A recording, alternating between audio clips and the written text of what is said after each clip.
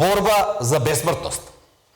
Првата тема што вечерва ќе имаме прилика заедно да ја проучуваме носи наслов Последната ноќ на планетата Земја.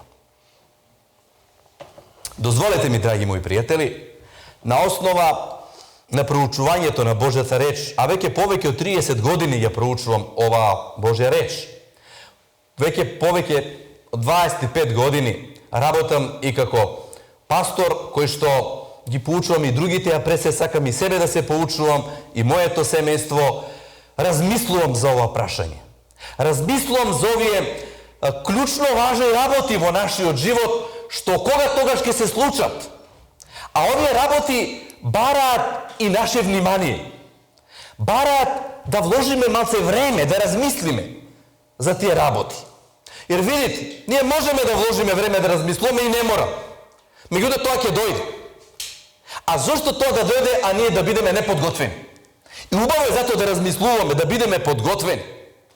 И затоа сметав дека прва тема од овој серијал прикладно би била темата да зборуваме за последната ноќ на планетата Земја. И затоа на самиот почеток сакам да ви поставам вам едно прашање, а потоа ќе одиме со библиските текстови, анализата, ќе земеме некои настани од Светото писмо, Стариот Новиот Завет, се со цел да фокусот ни биде да размислиме каков ќе бидам тогаш, кога ќе дојде тој последен ден или таа последна ноќ на оваа планета Земја. Прашањето на почетокот гласи: сте размислували за ова прашање до сега?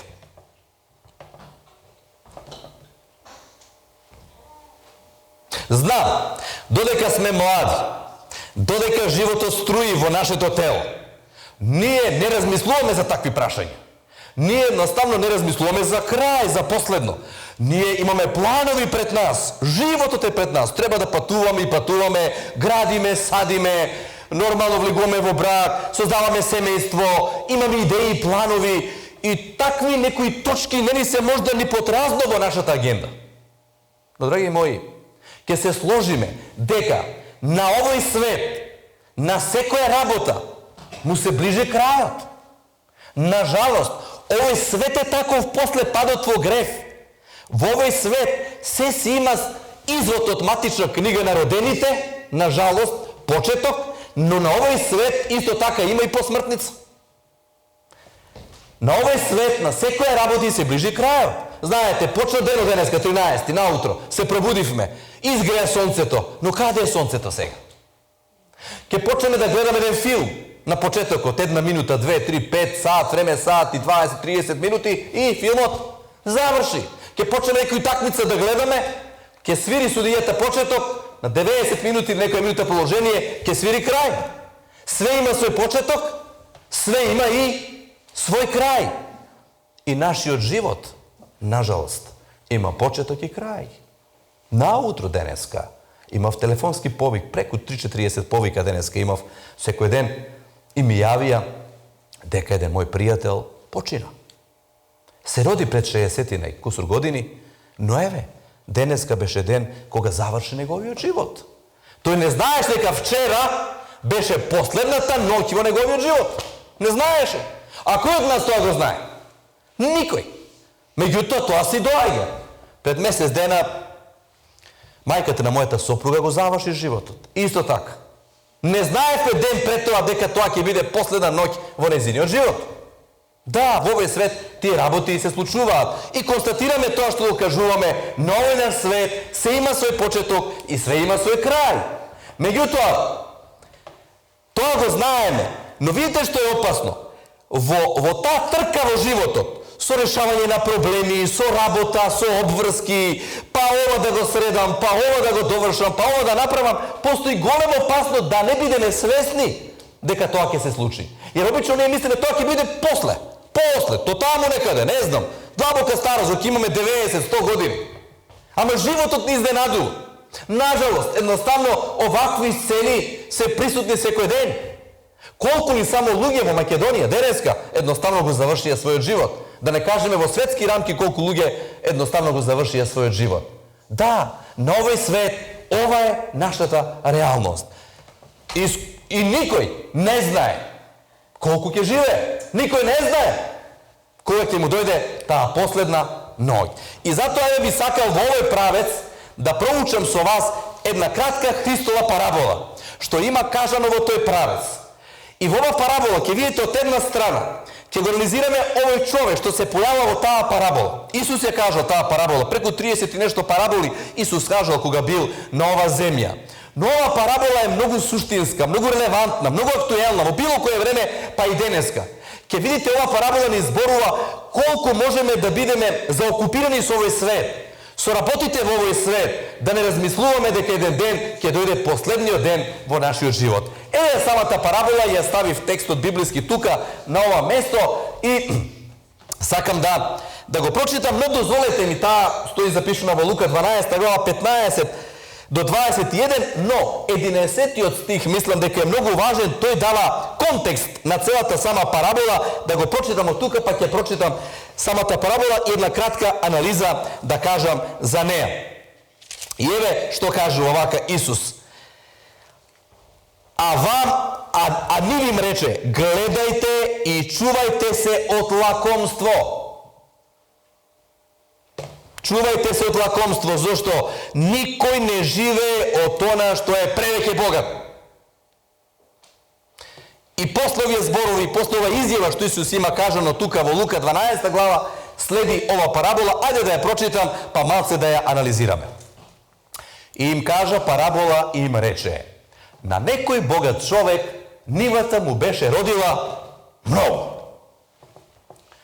И мислеше во себе тој човек, велејки си, што да правам? Немам во што да ги соберам плодовите своји. Проблем. Се поразмисли малци, па рече, вака ќе направам. Ќе ги урнам амбарите своји и ќе созидам поголеми.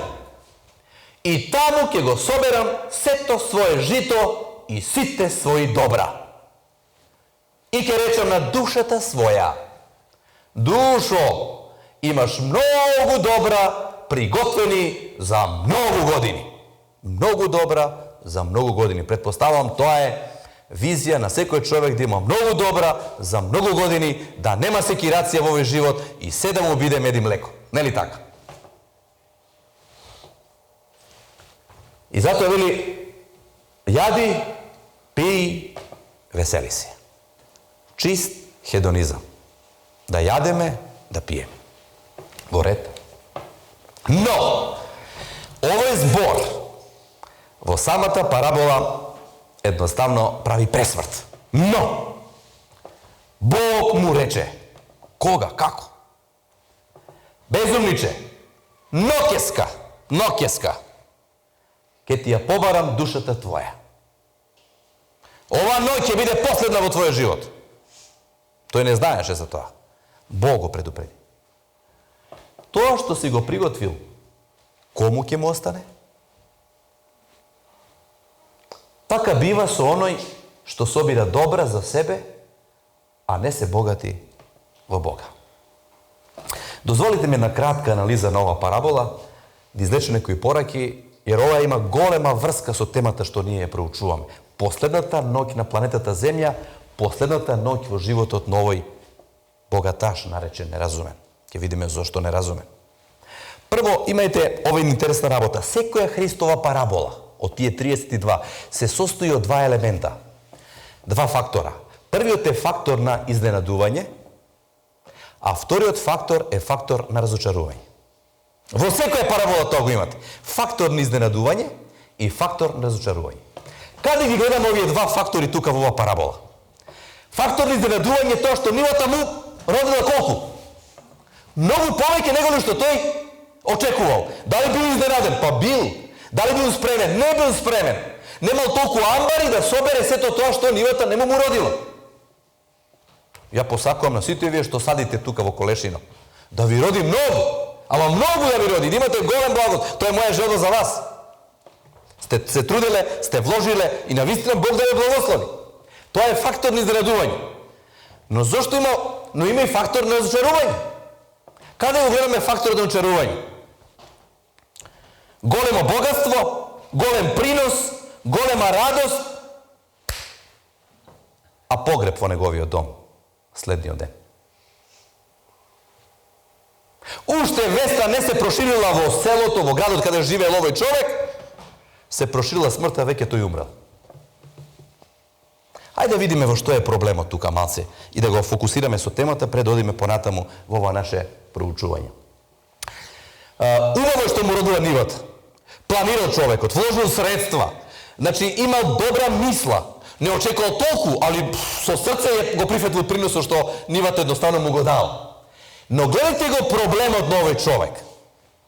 Вели, и мислеше во себе си, што да правам, немам во што да ги соберам плодовите своји. Ке приметите ни текот на целата парабола, овој човек никаде не го споменува Бога. Дали приметивте? Никаде не му благодари на Бога тоа што Господ му дал. Не му благодари што му дал сонце, за да може тоа да расте. Вода, дожд, што сочувало тоа од лоши луѓе, тоа да го растурат. Никаде ништо, ниту еден единствен збор нема на благодарност на овој човек. Нема. Него тој мисли само за кого? Јас, себе, да јадам, да пијам, мене да ми е добро. Каков е тој живот? И сите, видите што е лошата работа? Вика, си мислеше во себе си. Постојат две можности во Библијата. Јас ви повикувам да ја прифатите убавата можност. Прва можност е човек да разговара со Бога во молитва.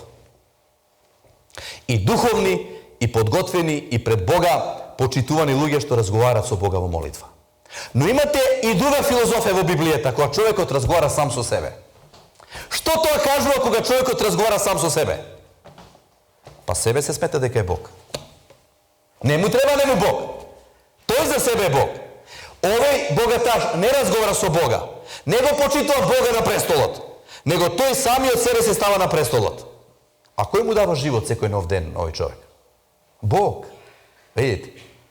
Не го споменува Бога, си направил добар план, таа вечер легна да спие, си ги облече пижамите, онака, легна да спие со мноштво планови утре, да повика мајстори, да ги расипат тие амбари, стари, мали, да направат големи, за да може целокупниот принос едноставно да го собере. Легнал и некаде среде ноќ, не знаеме точно колку часот, Бог му се јава во сон. Да, Бог не му се јавува. И како го нарекува? И тоа мене беше многу чудно оваа парабола. Како бе безумниче? За да му роди нива на овој човек толку, тој морал да има ум. Тој морал убаво да планира.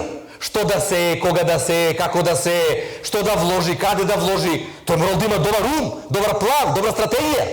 А Бог вели што? Безумниче. Видите? А кој е во право? Па Бог е секојаш во право. Безумниче вика. Бог не му приговара тоа што тој добил принос. Не. Бог му приговара за една работа што тој повеќе ги почитувал што? Материјалните нешта, а својата душа, својот однос со Бога, својата благодарност, својата зависност со Бога не ја ценел. Животот не го ценел толку колку материјалните работи. И вика, пријателе, зошто така? Видиш, може една работа да се случи ноќеска, животот да ти отиде. И кога ќе отиде животот, во што е вредноста на материјалните работи? И затоа му рече безумниче. Ова беше, завршувам пред да одиме понатаму, последната ноќ во животот на овој човек. Да. Тој не знаел дека му ќе му биде. А кој од нас знае? Ја би сакал секој од нас да живее многу, долго да живее, благословено да живее, да биде на благослов на своето семејство. Но луѓе, ние сме само луѓе. Вечерва ќе одиме, ќе легнеме на своите постели, па ние не знаеме додека не легнеме што све може да се случи. Ќе легнеме и ми гарантира некој? Не. Знам еден свој пријател во странство беше пред повеќе години, исто име имаше како и јас, ми кажуваа после 2 или 3 саат беше ноќе, онака почна срце да го фати. И некако да буди жената до него тука, дали во Белгија или каде беше, живееше таму, таа била во некој длабок сон, не може да го слушне, и кога сепак го слушнала дека нешто не му е арно, кога почна да презема некои активности, нешто да му даде, да пие, да се среди, веќе беше досна. А легнал таа ноќ, а млад човек možda imаше 34-5 години и веќе едноставно наутро не се пробудил. Да, тоа е реалноста на овој живот. И еве го заклучокот. Еден ден ќе биде последен за мене и за тебе, да кажам за мене, секој да земам пример, но една ноќ ќе биде последна ноќ на нашата планета Земја. Видите, тоа е радосна вест од друга страна. Ќе збориме ние последната тема. Тоа е радосна вест затоа што таа последна ноќ ќе биде последна ноќ на злото, на страдањата, на гревот, на сето оно што Бог никош не го планирал да се случи на овој свет. Тоа ќе биде последно. И тоа е убаво. И ние тоа треба да го чекаме. Но и тогаш не знаеме кога тоа ќе се случи. Но пред тоа да се случи, се случуваат последни денови и ноќи во животот наши. Многумина нема живи да го дочекаат тој ден. Еден ден ќе биде последен, една ноќ ќе биде последна на нашата планета. И затоа клучното прашање, дали сме свесни за сето тоа и уште поважно, дали се спремаме? Ова се две филозофии. Овој човек спремен е. Видите, тој се спремал, знае дека нешто го очекува и тој не сака работите да го изненадат. Тој сака да оди со сигурност. А овој што вели? Чекај, полека, животот е пред мене. Имам ја идеи, имам ја планови. Каде ти мене ме брзаш? Чекај, мацун, треба и ова, и она. Ко Господ да ни ја зема слободата ако доаѓаме кај Него. Па на 17 години дојдов кај Господа. И толку сум радосен што во млади години Бог ме повика да му служам на Господа. И толку убави работи Господ ми давал и ми дава, верувам и понатаму, затоа што вели, јас имам добри мисли за вас. Тоа е нешто прекрасно. Како млад да го посвети животот на дародавецот на животот. Оно што секој утро ти ги буди очите, ти го буди срцето, ти дава нов живот, нов почеток, нова радост. Видите? И затоа имаме две можности. Да се спремаме за таа последна ноќ или да кажеме чекај. Ја ќе кажам чекај, меѓутоа Библијата, видите што вели? Пазете на што? На времето. Затоа што какви се деновите? Какви се деновите? Отидоа ли овие во Израел? Се случувало? Овие знаеме што се случува во Израел сега. Ајде да земам настани од ова наше време. Се одржуваше некој фестивал на млади пеја таму, нели така? Дали ти отидоа таму тоа да им биде последна ноќ, масакр да видат таму и да бидат уништени и да многу нивни родители таму, да кажам така символично облечени во црно и да не може да живеат веќе затоа што ги нема нивните деца? Отидоа да пеат, да се дружат, да се веселат на некој фестивал. Влегоа таму луѓе и што направија? Преку 200 луѓе, какви информации све имаме таму. И што све се случува сега тоа таму? Пазете на времето! Пазете на времето! Само оно што те сака, ти го кажува ова. Оно што мисли на тебе, оној на кого не му е сеедно како поминува твојот живот. Што му е гајо на некој таму друг да ти каже пази? Не! Никој тебе пази нема ти каже што не те сака. Само што те сака, што мисли на тебе, што има добри мисли за тебе. И Бог вели пази, сине мој. Времето е лошо. Настаните се катастрофа. Не знаеш од која страна ќе демне опасност. Затоа ќе се пробудиш побареме. Тој е најдобар може начин да се подготвиш. Јас ќе ти бидам твој чувар. Ќе те чувам, ќе те водам и ќе имаш убави работи. Деновите се зли. Да. Оној не разуме богаташ, не пазил на времето и затоа едноставно тоа се случило. Последната ноќ на планетата Земја. Сега ќе земам еден историски пример, ќе го анализирам, а потоа ќе слушнеме една песна од составот пред да одиме на оној третиот дел од ова наше проучување. Верувам дека сме слушнале, еве прилика и повторно да слушнеме, ако не сме слушнале, за еден град кој што се викал Помпеја.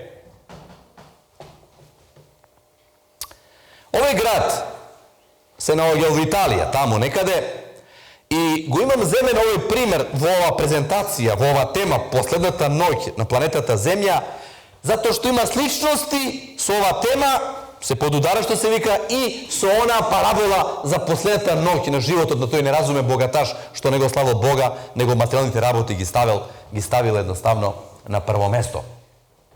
Градот Помпеја, еве неколку само работи да спомнам за градот Помпеја. Значи, еден од најубавите градови во свое време. Ова се случува некаде првиот век од нашата ера. Еден приморски град каде што луѓето обично им побогатите имале своји викендички, своји резиденции, луѓе каде што доаѓале на одмори, значи град, туристички град, каде што навистина имало една многу убава клима, каде што беше задоволство да се најдеш во еден таков град, во едне такви околности, да се одмориш, да ги наполниш батериите и да продолжиш понатаму едноставно со животот. Го земам овој град како пример затоа што Бог преку примерот со Помпеја сака да не освести во кое тоа време ние живееме. Jer видите, вие знаете, историјата е што?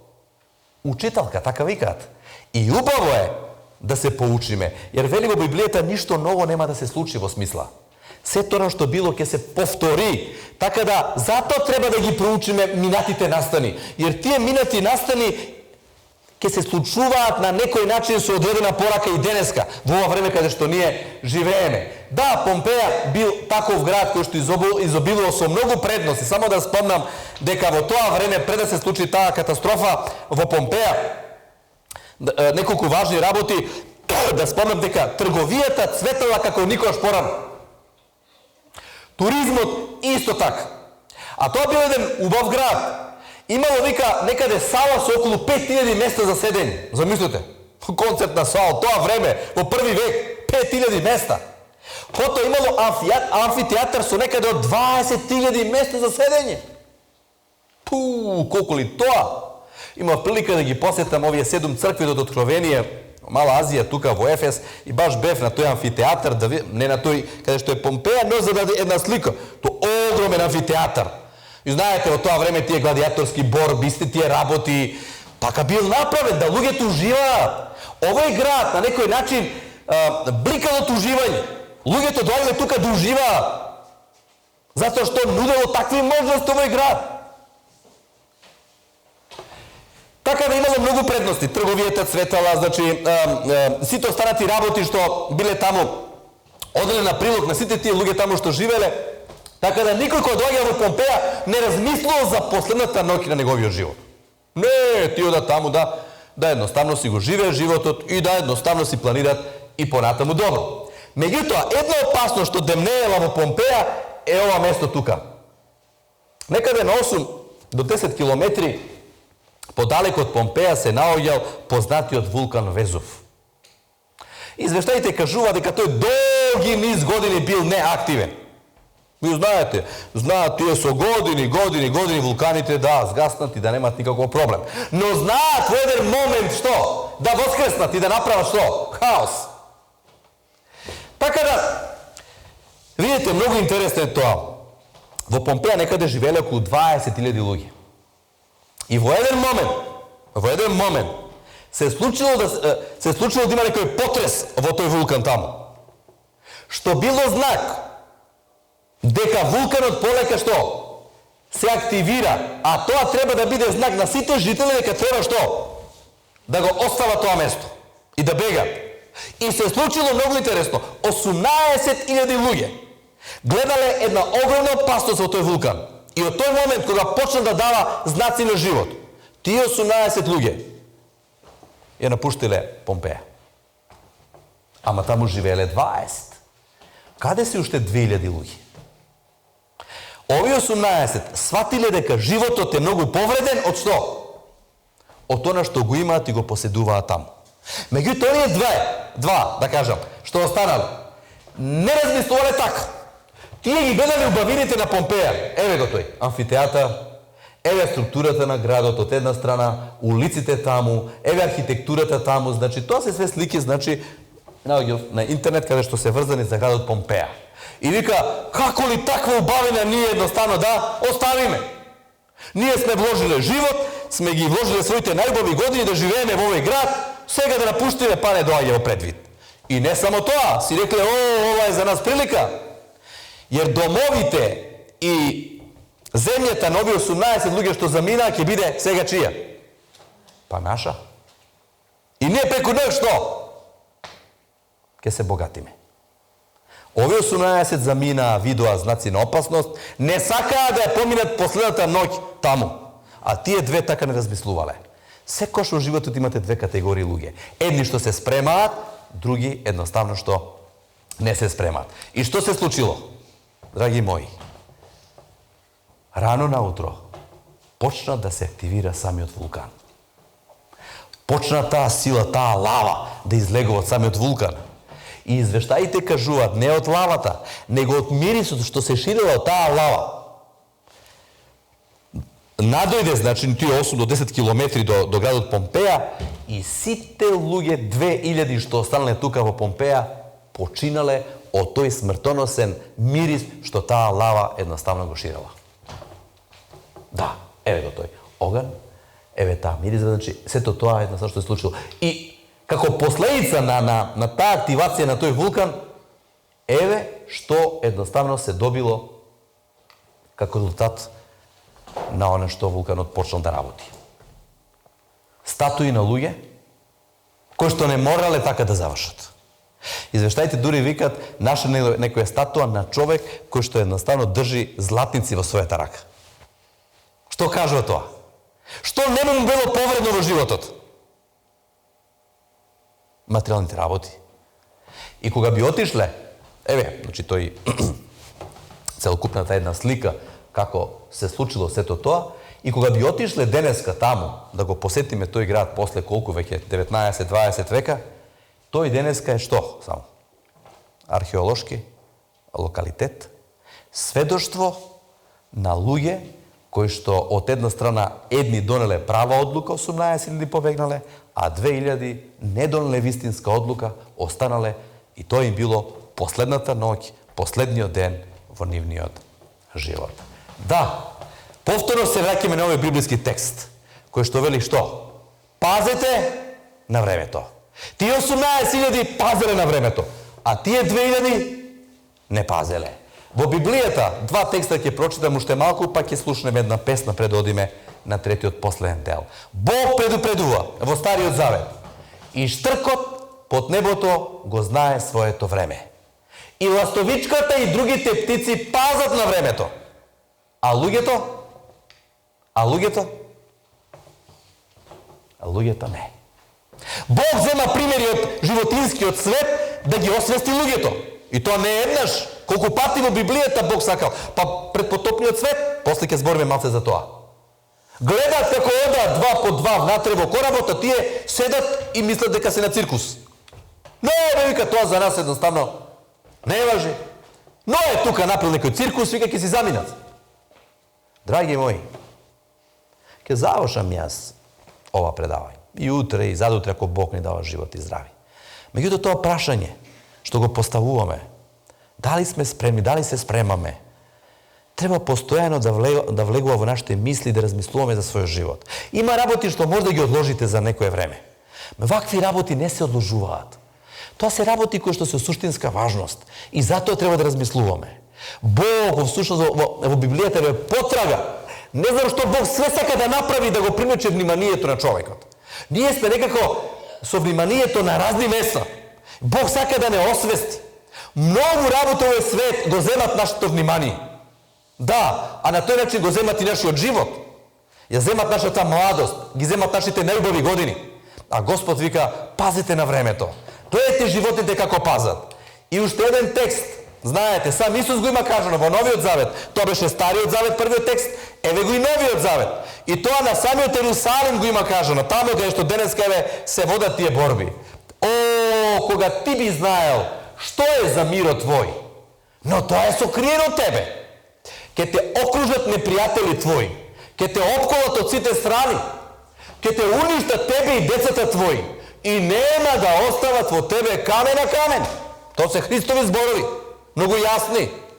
Зошто? Еве пораката за нас.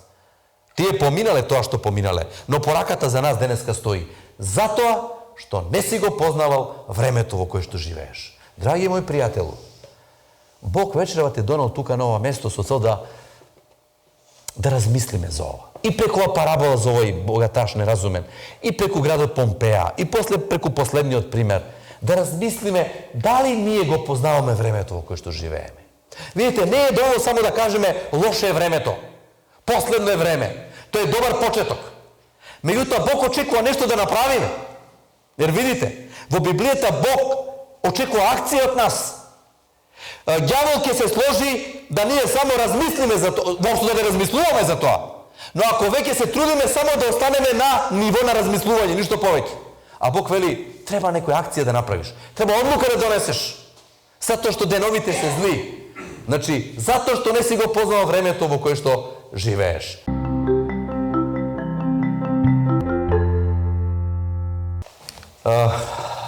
Во Библијата имаме два големи настани. Едниот само ќе спомнам, ова е тој, и вториот каде што ќе повлечам 7 важни пораки што Господ сака да ни ги упати преку тој настан. Сте слушале за Содом и Гомор. Најрасипаните градови кои што живееле под мртвото море си. Последната ноќ на планетата Земја, наследната тема, последната ноќ во животот на тие луѓе дошла кога двајца во бело, да кажам така, претворени како луѓе, дошле да ги спасат само оние кои што малку се разликувале од нив. Што имале познавање за Господа. Сите останати не знаеле дека времето на милоста за нив беше завршено. Да, и кога ја затвориле вратата на домакинот каде што биле сместени, тоа било Лот и неговото семејство, тоа во преносна смисла им беше затворени веќе вратата на спасението на тие луѓе. И рано во зори Бог ги повикал да излезат од таму и да ги следат тие упатства што Господ им кажал. Нажалост, сопругата на Лот во целост не ги послушала тие упатства и останала. Заедно со сите останати таму што излегла едно време, нели така, излегла на пат да се спаси, едноставно останала таму. А сите останати не знаеле дека таа ноќ кога дошле пред дворот и домот на Лот била последна ноќ во нивниот живот. Лот и неговите две ќерки излегоа таму, единствено Библијата Лота го споредува како праведник, единствен, а колку ли само луѓе живееле таму. Тоа е еден пример кој што треба да се направи паралела, jer вели Исус, пред доаѓањето на Синот човечки, животот на овој свет ќе биде како што бил каде? Содом и Гомор. Не морал. Па луѓе, видите што се случува? Влегуваат во брак маж со маж и жена со жена. Па има ли поголемо злото? Треба ли за тоа да збориме многу? Катастроф. И тоа како е нормално? Како да е едноставно, тоа е нешто природно. Далеко тоа. Катастроф. Али ќе биде така, како во деновите на Содом и Гомор. Тоа е една илустрација како поука. Земете дома, проучете го тој настан и споредете го времето во кое што ние живееме. А ние ќе се задржиме малце на последната ноќ на предпотопниот свет. Последната ноќ на предпотопниот свет. Видите, во Библијата имате две интересни извештаи. Имате извештај за еден цар кој што требаше да умре и Бог му рече на првакот: оди кај тој цар и кажи му да живее уште 15 години. Веројатно тој е единствениот човек на земјата кој што знаел колку ќе живее. 15 години. Само не го знаел точниот ден кој ќе умре. И Ное знаел дека неговата генерација, втор пример, Ное знаел дека неговата генерација ќе живее уште 120 години. Ништо повеќе. Така покажал. Ама тие луѓе не знаеле. Тие луѓе таму едноставно не знаеле дека последната ноќ ќе дојде и во нивниот живот. И ова се на крајот што сакам, значи, да се фокусирам. Зборуваме цело време за последната. Последната ноќ на тој неразумен богаташ, последната ноќ на Помпеја, последната ноќ на Содом и Гомор, жителите таму што живеат, последната ноќ на предпотопниот свет, и се тоа можеби ќе ни звучи страшно. Чекајте, па ние сме дошли во молитвен дом не да се плашиме, не онака да трепереме. Последно, знаете, ова ќе се случи, знаете, да не се добие таква една слика. На крајот, преку примерот со потопот, што ќе земам сега, сакам на основа на Библијата да го представиме портретот на Исуса Христа. Да видите за каков Бог ние служиме. Колку тој не сака и колку тој Бог е наш пријател и колку тој има добри мисли за нас. Видите, порано ќе ви кажам, пред да одиме сега, тоа да организираме на крај. Порано мислев прв пат, кога почнам да читам тоа уште како верник, извештајот за потопот е на лоша работа. Казна, потоп, умирање, вода, умреле милиони луѓе, знаете.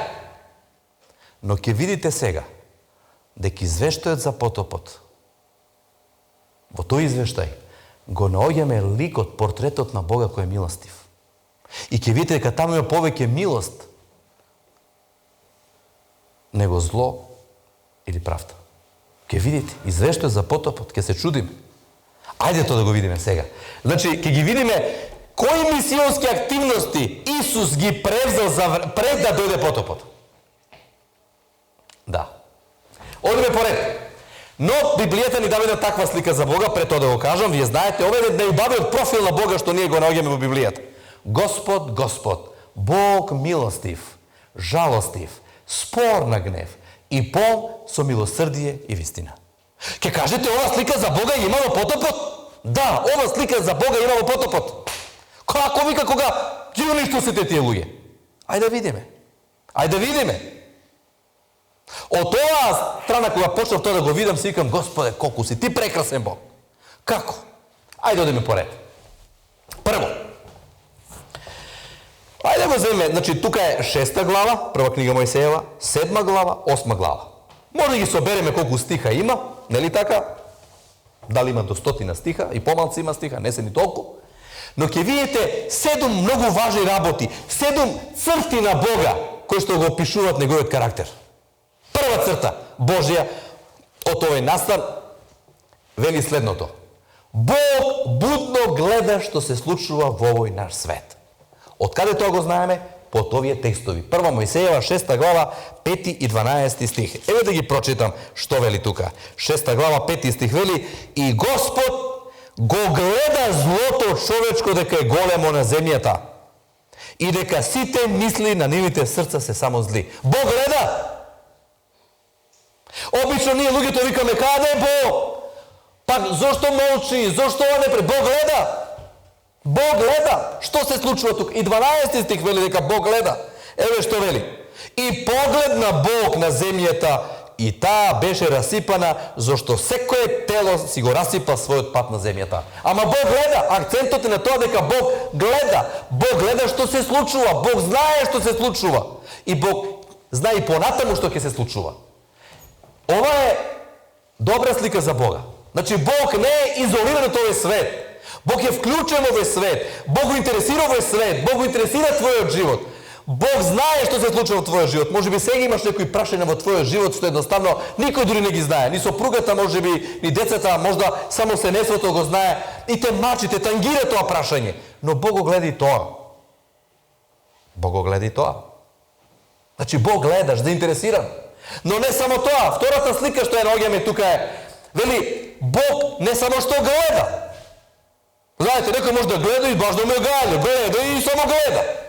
Али Бог, она што го гледа, вика, него емотивно тоа го допира. Бог жали, Бог пати и емотивно реагира на се тоа што се случува во овој свет. Да, да. Еве пишува, 6 глава, 6 стих, вели, и се покаја Господ што го создаде човекот на земјата и му беше жал во срцето, емоции.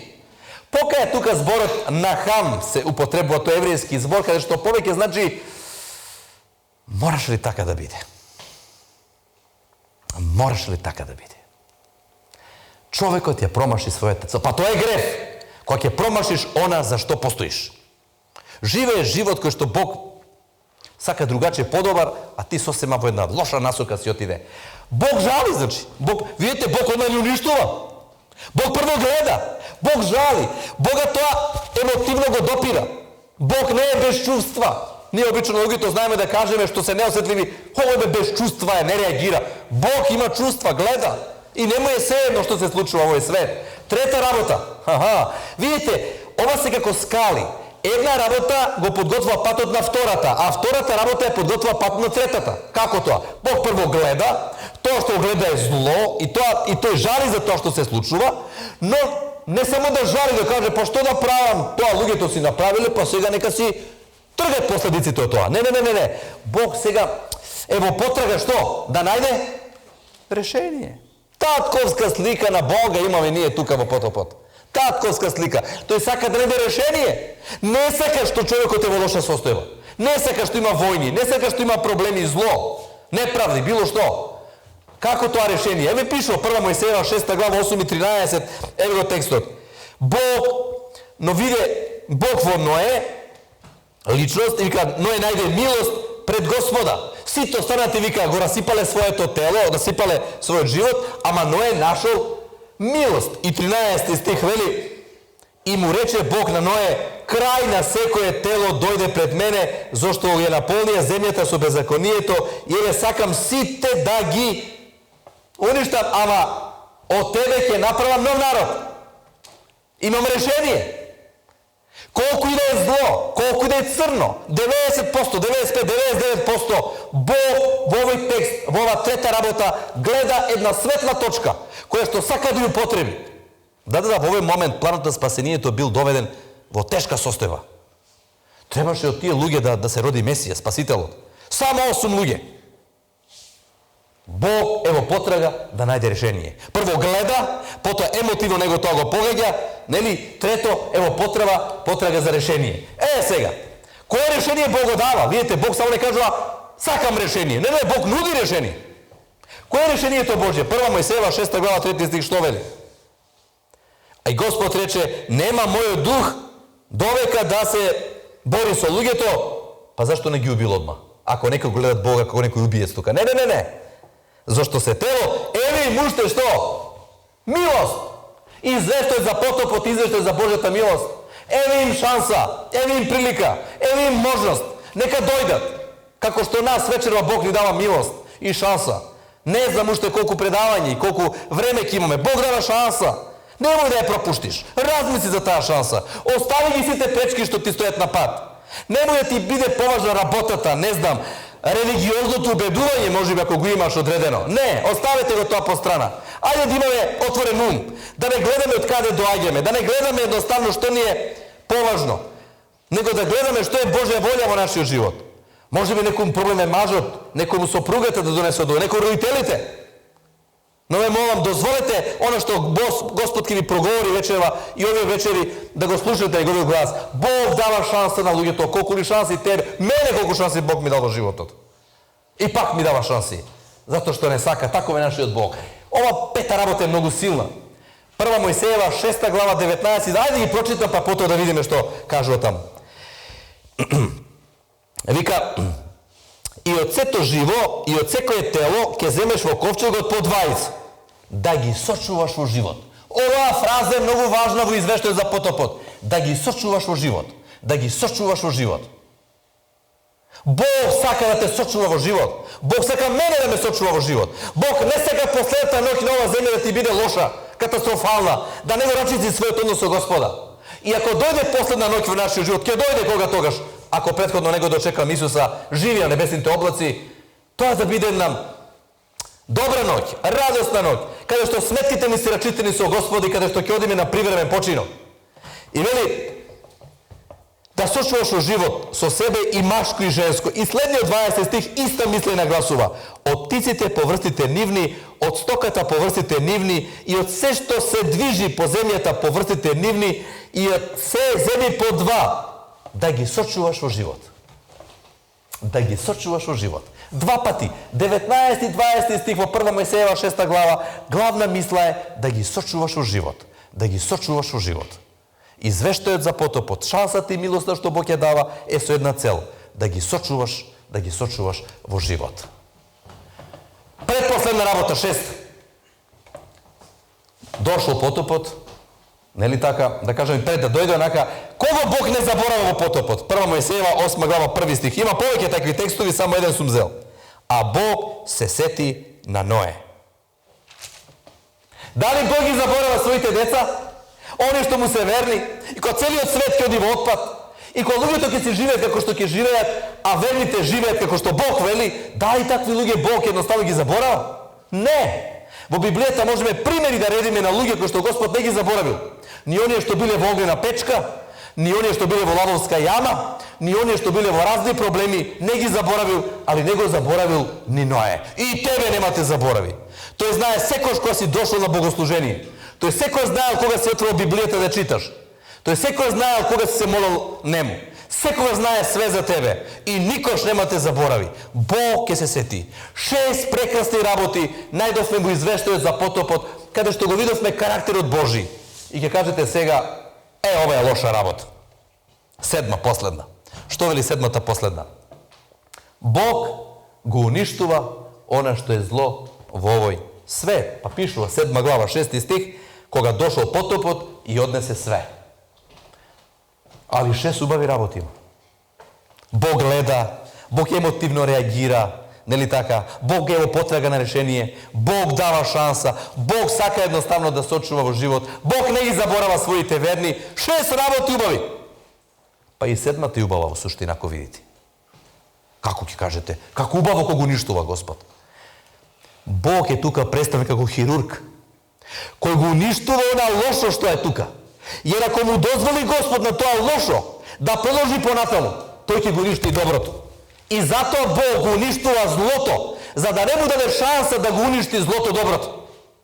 Jer пазите, ако Бог не реагира така, постојала опасност, гревот по милиметар, сантиметар и по метар да влезе во куќата на Ное, што и влегол во еден од неговите синови Хам. Вие знаете. А да остави уште време, па може би Сим и Јафет и целото семејство негово ќе беше што? Па затоа во Библијата вели ќе се скрата деновите. Заради таква ситуација, за да злото не навлези во животот на оние што му се верни. Така да и ова, да кажам, седма работа што е тука не е толку лоша како што на прв поглед гледа, затоа што Бог го уништува злото, а доброто едноставно го сочува. Еве ова е портретот на Бога. Кажете ми да ме прашам, предодам уште на 2 слайда, мислам дека имам тука. Кога од овој аспект ќе го проучиме Божиот карактер, каква слика за Бога не имаме? За мене фантастична. Преубава, премилостива. Таков е нашиот Господ. И затоа му служам, и затоа ќе се потрудам понатаму да му служам на Господа. Го сакам затоа што таков Бог не постои. Тој е единствен.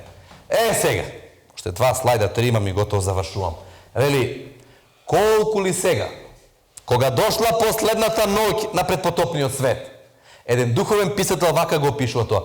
Колку ли сега тие осудени грешници копнеле за прилика и можност, кои што толку долго ја омаловажували и пропуштале. Молели и пекале да времето на милоста да потрае уште колку? Барем уште 1 сат. Барем уште едно предавање да организиравте. Па еве организираме. Ајде барем уште едно. Па еве уште 1 сат, едно предавање, толку е. Барем уште 1 сат, уште една милост. А 120 години, секој ден. Малку. Велат во школото на студентите, на учениците, секојаш им фали само уште 1 ден. Вика да имам уште 1 ден, испитот ќе го поминам добро. Имал 3 месеци, 6 месеци, никако да учам на време. Вика само уште 1 ден да имам. Вика, сигурно вика ќе положам. И овие луѓе викат, само уште 1 ден, уште 1 сат. Барем уште една милост да им се пружи. Меѓутоа, тој сладок и милозвучен глас не можело веќе да се слушне, затоа што времето на милоста за нив што? Завршило. Драги мои, да не дозволиме времето на милоста за нас да заврши. Предпоследниот слайд. Многу озбилни зборови. Божите проповедници ќе ја извршат својата последна работа. Ќе ги упатат своите последни молитви. Ќе ја пролејат својата последна солза над бунтовниот свет. Ќе го изговорат своето последно сериозно предупредување. Приметувате кој збор често се употребува тука? Го означи со зелена боја. Последна работа, последни молитви, последна солза, последно сериозно предупредување. Нема веќе, готово, тоа е. Чекал Бог, чекал 6000 години, чека и уште што да чека. Како ли тогаш? Луѓето би дале се би дале. Само да слушнат збор на надеж и утеха. Ако им даваш позивница да слушат, книга да читат, да ги повикаш, некој објаснување за патот на спасението, тогаш би сакале и молитви и укори од своите проповедници. Меѓутоа, времето на милоста помина. И затоа последниот слайд пред упатам завршна молитва е следниот. Драги мој пријател, кој што Господ милостиво вечерот не повикал на ова место, после се тоа што е кажано од светата Божја реч, каков избор ќе донесеш? Ја би сакал и верувам дека ние сите што сме тука на ова место, го сакаме Бога и размислуваме за Бога. Ајде во целост да биде на негова страна. Ако Бог овие вечери, драги мои пријатели, ни проговори нешто што се коси можеби со некое наше размислување, или со некоја наша мисла, или ни дава некоја дополнителна светлост, ни ги објаснува некои работи кои што ни биле мрачни досега за размислување. Дајте му шанса на Господа, Господ да го направи тоа што сака да направи од вас.